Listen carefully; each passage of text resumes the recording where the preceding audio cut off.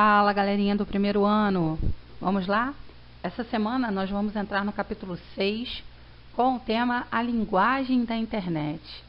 Essa, acredito que a gente esteja bem familiarizado, até porque estamos vivendo com essa era tecnológica, com essa difusão da internet já há algum tempo, e vocês são feras nisso, com certeza.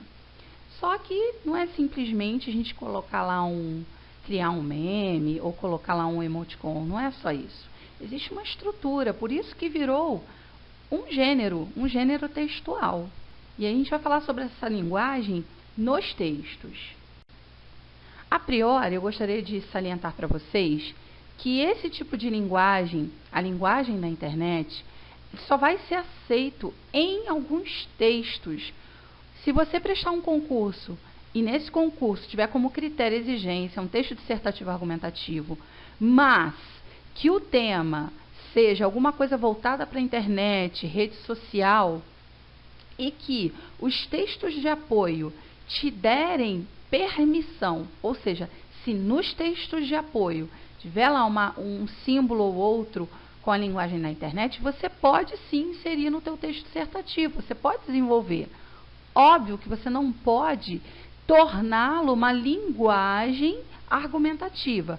Você vai usá-lo como forma de exemplo para mostrar como é essa linguagem. Entendam bem, não é para escrever todo o texto com a linguagem da internet. Não é isso. Você vai usar a norma culta para argumentar, falar sobre esse gênero, falar sobre a temática com muito cuidado, usando a norma culta. Porém,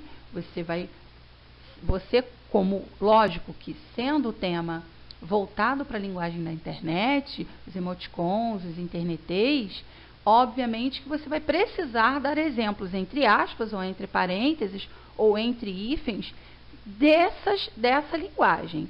Cuidado, não confundam isso. Até porque a estrutura é dissertativa argumentativa.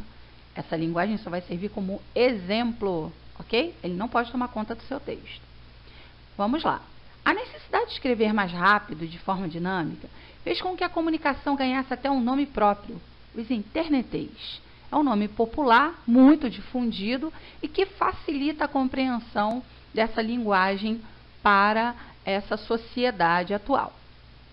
Diante desse cenário, será que escrever com base em emoticons e abreviações afeta o aprendizado das regras ortográficas?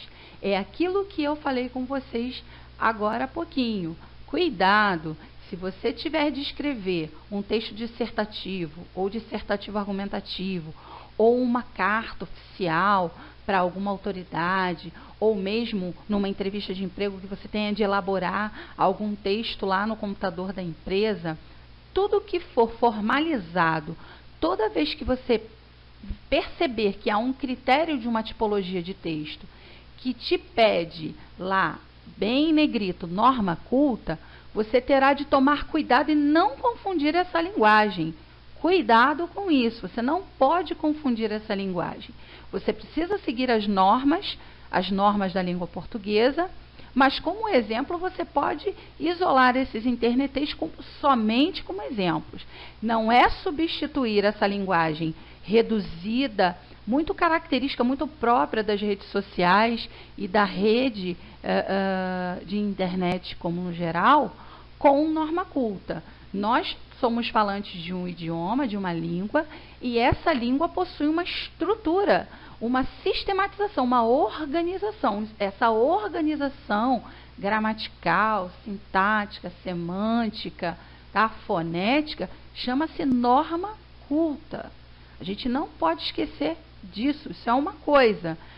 Mas, professora, eu só conheço a linguagem da internet. Não conhece. Porque a linguagem da internet só vai se desenvolver a partir de uma estruturação de uma língua. Então, para os internetês aqui falado no Brasil, ou alguns símbolos de internetês aqui no Brasil, eles vão pegar a estrutura daquela palavra, por exemplo, olha esse quadro aqui, o VC, por exemplo. Tá? O VC é o internetê de você, pronome de tratamento. Então, para eu criar uma linguagem internetê, o VC, tá? Eu precisei recorrer a quem? A norma culta. Cuidado com isso. Então, nenhuma linguagem, tá? Uma outra linguagem criada para facilitar a comunicação em algum veículo de comunicação vai surgir do nada.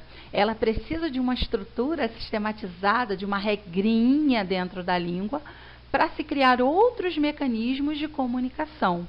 Por isso que a gente não pode desvencilhar uma coisa da outra. A gente precisa perceber que os internetês só existem, por exemplo, aqui no Brasil, devido à língua que a gente fala, tá? Cuidado com isso.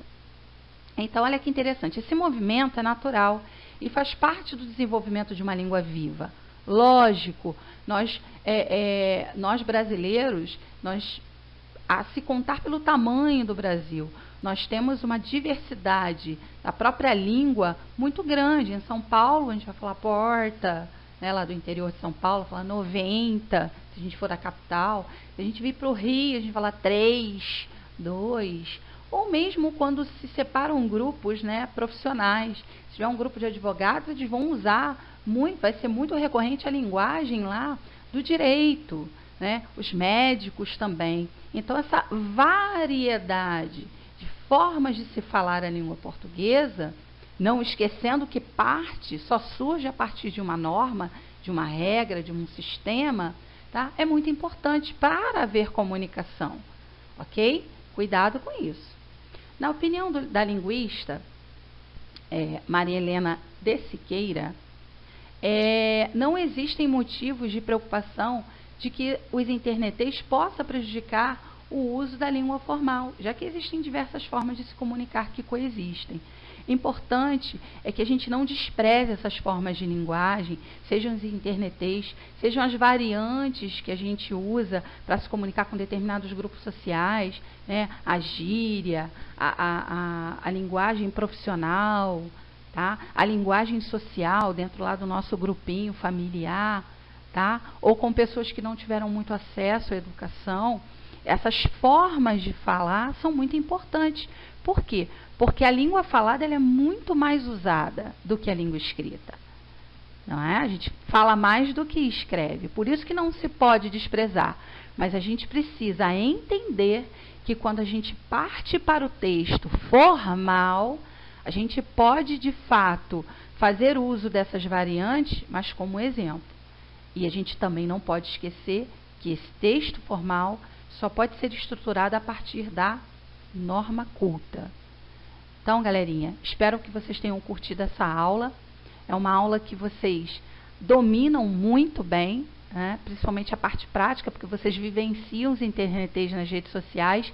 Quem não, né? Eu acho que a sociedade, o mundo hoje, em quase toda a sua totalidade, tem esse acesso. Não 100%, mas uma grande maioria. Espero que vocês tenham gostado e tenham entendido que esses internetês, essas gírias, essas variantes da língua só surgem a partir de um sistema que é a norma culta brasileira, se for a língua portuguesa. Um beijo enorme, bons estudos, façam os exercícios, ótima semana para vocês. Beijão!